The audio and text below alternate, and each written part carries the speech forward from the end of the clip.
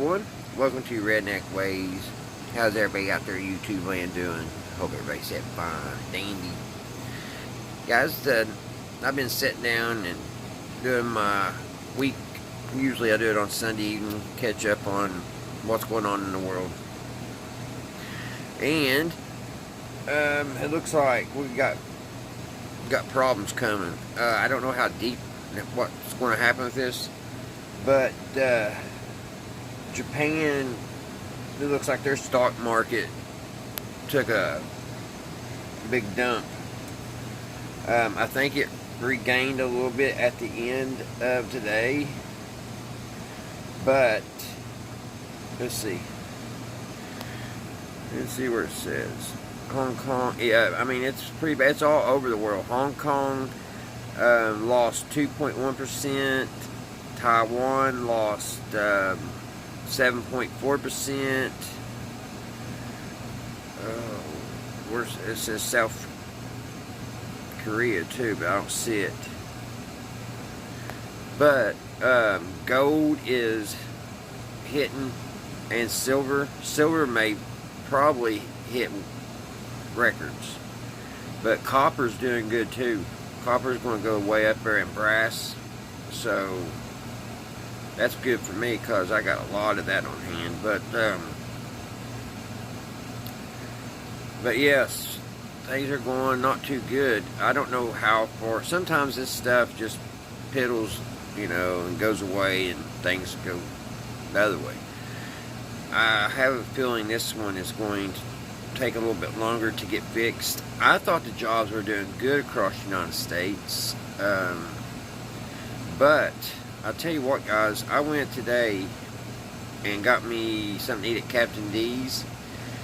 It was $18. I normally don't get my drink when I order, but I did this time. That really boosted up. But you know what?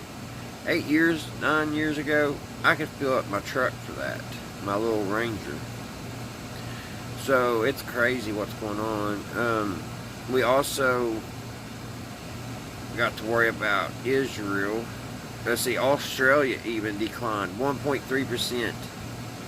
Here's South Korea, 3.4%.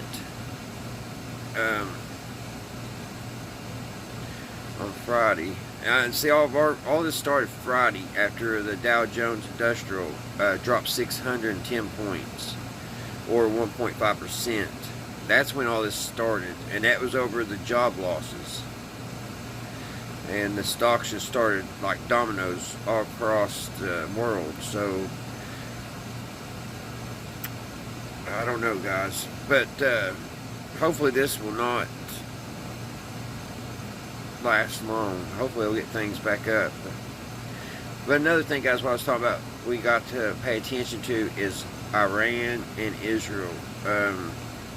As soon as Iran hits, it's not really when, it's when. I say we're going to be right in the middle of that too. So I would kind of keep your money close to your vest and see what's going to happen. Let's see. I was trying to see what else.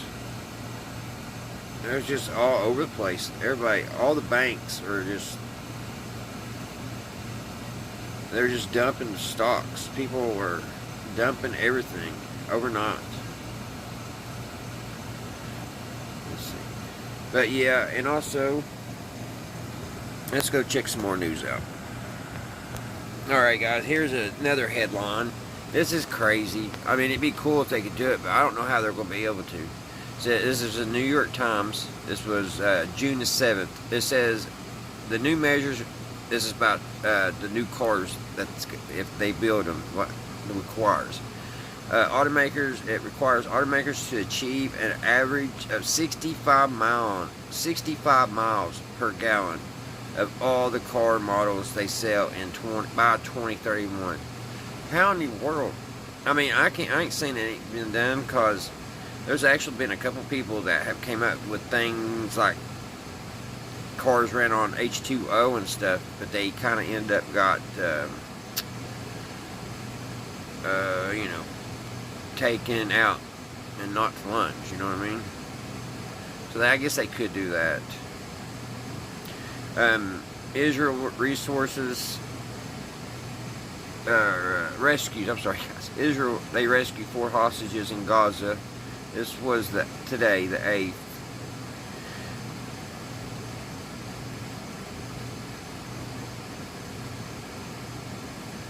Let's see what else we got. Latest news today.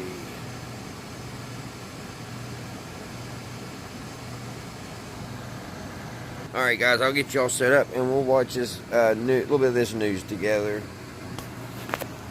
I hope everybody had a great weekend. Hold on, let me get y'all on a tripod. Alright guys, let's watch this together and kind of talk about it. This is PBS News Weekend. On PBS News Weekend, how a student protest in Bangladesh has spiraled into a national movement against the country's leadership. Then, what time you go to bed and wake up could play a big role in how well your brain functions. And the hidden history of black sailors unjustly punished after the 1944 Port Chicago explosion. I had a second or two to decide, do I go back to work? Do I go back to these conditions that I know are unfair? Or do I take a stand? Take a stand, man.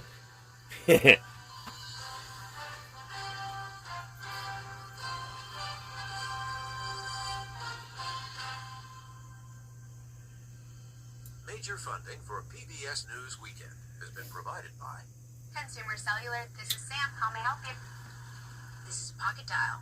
Well, somebody's pocket. Thought I'd let you know that with Consumer Cellular, you get nationwide coverage with no contract. Nationwide That's coverage. kind of our thing. Have a nice day.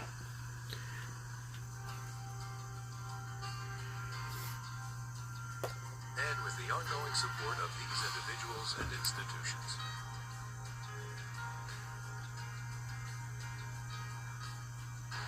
And friends of the News Hour.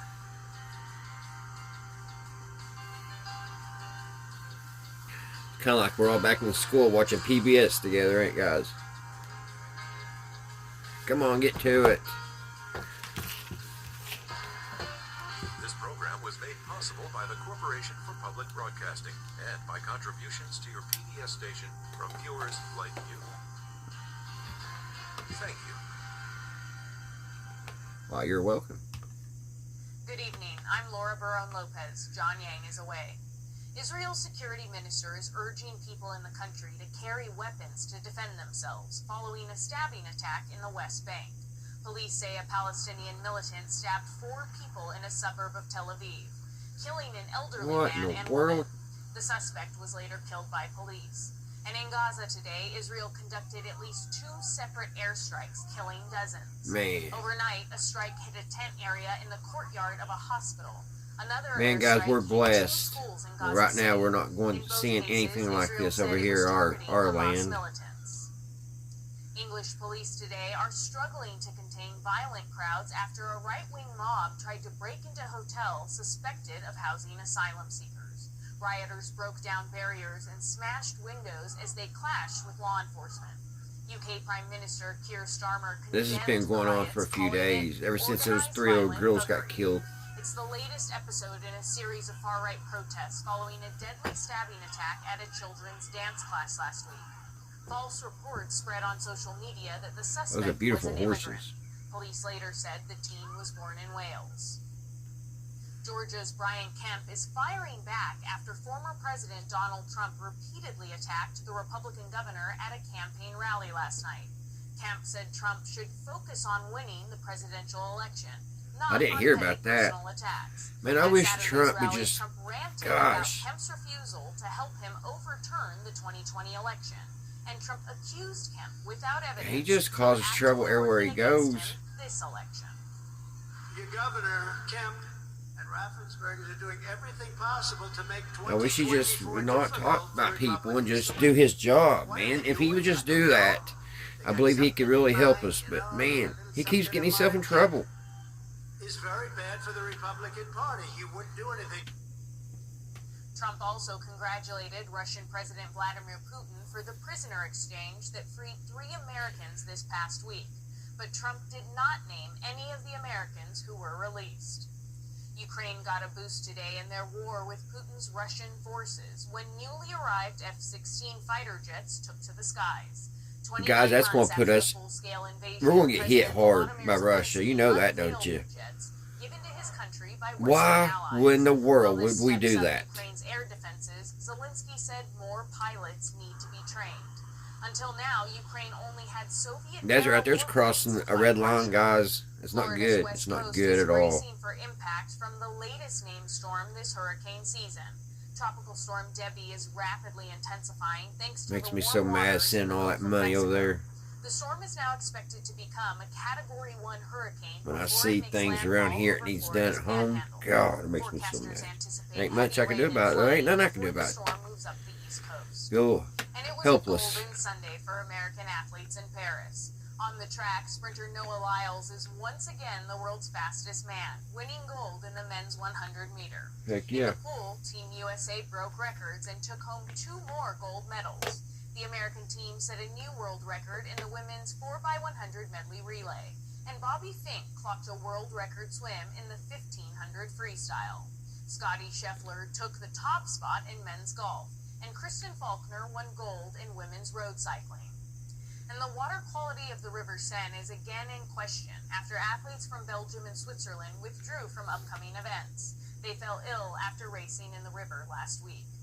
Still to come on PBS News Weekend, anti-government protests in Bangladesh turned deadly. And what being a Man, night owl I saw some versus an stuff early on bird YouTube can do one for time. your I don't brain. even know how I got into it, but it was about Bangladesh, guys. I couldn't sleep for weeks. What happened over in that Civil War? There was a little girl. She was posting all of it, and they was killing. They was killing people. They was posting them on stakes and burning them alive. Bangladesh is under a They was nationwide crushing curfew and babies' internet heads in. blackout after a I don't even know how in the world I saw that on between security Facebook. forces and protesters. Almost 300 people have died, with thousands more injured.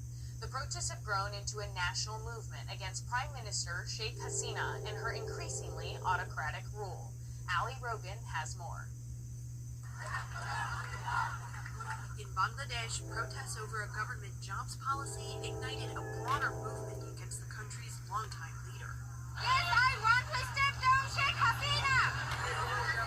Protesters say Sheikh Hasina's violent crackdown is destroying her image and legacy tied to the birth of the nation itself. We want the government to resign. We want to go back to the golden times we had in the past. Student protests began in mid-July against a government workforce quota system which reserves some jobs for veterans of the country's 1971 War for Independence and their families.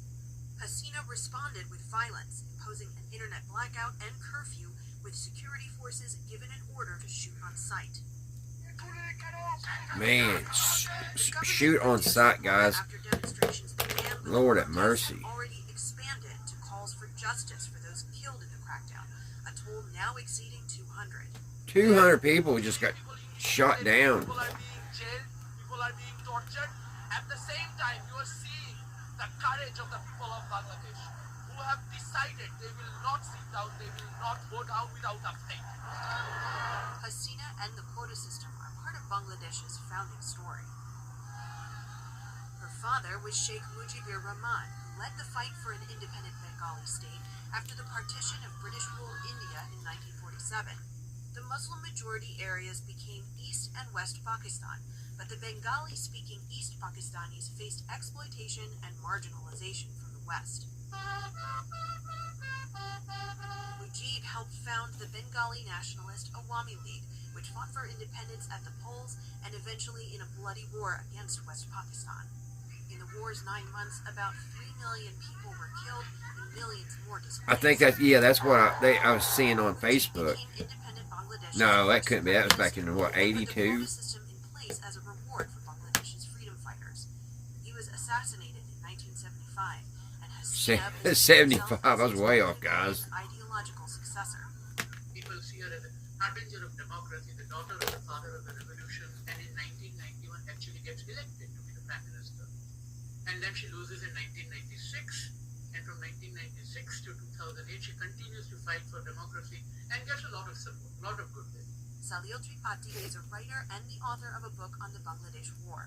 He says after Hasina regained power, her commitment to democracy waned, as she won 3 disputed elections in a row. All of that had been accompanied by a period of serious human rights violations, an economic downturn, and this perception of nepotism and corruption. He says most of the beneficiaries of the quota system were from the founding Awami League, excluding supporters of opposition parties. The quota became the symptom, and now it has become full-scale opposition to the rule. Since protests began, police have arrested at least 11,000 people. Many were punished. After getting out from jail, they're showing the same face. They will not be spared easily. One student protest leader said police abducted, sedated, and detained him for days. Oh my gosh. I think they took us away to afraid us from making decisions about the movement. Awesome. They massacred all these people. They made some of us disappear. Some were beaten. We were pressured to stop the movement. Hasina stoked tensions when she referred to the protesters as Razakars, a wartime slur for supporters of the Pakistani military who fought the Bangladeshi freedom fighters. The Razakars is the word she used on the 14th of July. And so the students started a protest. A lot of unrest, guys, across the world, man. Everyone is a Razakar. There's a kind of, a campaign against it. And the protest just snowballed. Now, international pressure is mounting. The United Nations and European Union are calling on the government to halt its attacks. The UN human rights chief wants the government to disclose details about the crackdown. But Tripathi says the number of crises spiraling elsewhere in the world is fracturing the world's attention. On one hand, you have the conflict in Ukraine, and you have the I don't know if conflict that's lots helping us or hurting us. Let me see if I turn this out and see if it helps. The US is in the middle of its Can y'all see better? The Venezuelan election has thrown, a rabbit out of the hat now. So I think there are lots of other priorities which are also distracting the attention. Inside Bangladesh, the national reckoning persists. People make mistakes. If she would have apologized, everything would go back to normal. If she cannot control it, things will keep getting heated. As protesters continue to defy police in the streets, it's clear that for some, an apology is no longer enough. For PBS News Weekend, I'm Allie Rogan. My goodness. 32 children in Bangladesh have been Sleep is killed vital for our health, but just according recently. to the CDC, more than 1 in 3 adults say they are not getting sufficient sleep. Now, new research suggests it's not just how much sleep you get, but when you are going to sleep and waking up that matters. A recent study from the Imperial College London found night owls, those people who stay up late and wake up later, appear to have superior cognitive function, while early risers had lower scores I used to be a on the night owl cognitive test. when I worked midnights. Man, it was horrible. I felt like I was I was always tired. And I never got anything done. The researchers in this study found that people who stay up late had, quote, superior cognitive function, while early birds had the lowest scores. How did they reach this conclusion? Well, this was a large study done in the United Kingdom with about 26,000 individuals, and essentially what they were trying to do is that they looked at different, what they call chronotypes, people who were morning folks, people who were evening folks, and people who were in between. And what they tried to do was to look at the relationship between those individuals who said they were morning versus people who are in between and those folks who were at night. And they found that individuals who said that they were intermediate in between morning and evening, and those individuals who were night owls, they had better cognition in this study. And this is a very large study, and it really provides a unique, interesting opportunity for us to understand the timing of sleep and the type of sleep where you are when you most optimally will do better in your day. How does this study compare to other research done on this topic? Wonder how much money they spent on that Well, it raises research, many guys. different flags. Why? Because previously we've Just always get to known bed early that and get up. morningness is oftentimes Get in bed by equal to 12 better and get up performance. And at what this 8. study shows is that You'll be those fine. individuals who are night owls actually got better cognition, and that's where it is very unique and it's very different. Now, this has been shown where in adolescence, that adolescents who pretty much will have their best optimal performance during the afternoon, and those individuals who are older, 50s and above, they will perform better in the mornings, and that's where the findings of these studies are unique. I consider myself a bit of a night owl naturally, although more recently I've been waking up early. But what impact do these different sleep styles have on the body? Very different. Why? Because typically people who are oftentimes seen as morning individuals, these are the individuals who go to bed earlier and wake up earlier. They actually have lower rates of cardiovascular disease, diabetes, and high blood pressure. While those individuals who are actually night owls tend to have greater risk for heart disease. What this study is showing is that for your brain health and for cognition, the reverse may be true. And so this is where it provides a unique opportunity for us to dig a little deeper as to what might be going on. Are there benefits to both sleep styles? You talked about the negative impacts potentially on both, but are there benefits to being a night owl versus a morning person? There are benefits, but it really depends on who you are, right? So there are individuals who are naturally morning people and those individuals who are just night owls. The most important thing is to find out who you are and then pattern and revolve your entire day around that. So if you are a night person, you may want to actually do most of your cognitive tasks. I'm going to try fast forward this, guys. Kind of boring. Men who became known as the Port Chicago 50. Ali Rogan has more. The Port Chicago explosion was World War II's deadliest stateside disaster. It's also a blistering example of racism, negligence, and injustice in America. Steve Sheinkin wrote about all of it in his young adult book, The Port Chicago 50, The Disaster, Mutiny, and the Fight for Civil Rights. And he joins me now. Steve, thank you so much. The death toll at Port Chicago represented 1/5 of all African-American World War II naval casualties. Take us back to that day. What was it like for black sailors at Port Chicago? This was a I didn't know about that. base, a naval base in the Bay Area, San Francisco Bay, and all they did was load ammunition, and it was totally segregated, like all of the Navy was during World War. In the north of Scotland is helping fight climate change by storing more than 400 million tons of carbon in its dense peat. It's a brilliant, brilliant example of what a blanket bog can look like and the type of species that you can find here. Full country I thought carbon was bad. 5% of all blanket bog resource in the world. Now it's been designated by UNESCO as one of the best examples of a crucial yet threatened ecosystem that's helping the planet keep breathing. Within its 1,500 square miles is a diverse range of wildlife and plants, including mosses that store large quantities of water in their cells. Another site in China is a stopover for millions of migrating water birds on the Yellow Sea. On our right-hand side is the boundary of our protected area. Among the breeding bird species recorded here are the black-winged stilt, little ringed plover, and the black. They're pumping carbon in there. The site supports crucial habitats for birds migrating between the Arctic and Southeast Asia and Australasia. Alright, guys. That'll do it. Do it for the news. I hope everybody will have a great week coming. And kind of keep up, guys, on what's going on with that stock market. And like I was saying, Israel. And we'll keep on keeping on. Alright, guys. Until the next one, I'll see you right here, Redneck Ways. I'm tired. There you go. Hit the hay. Bye, guys.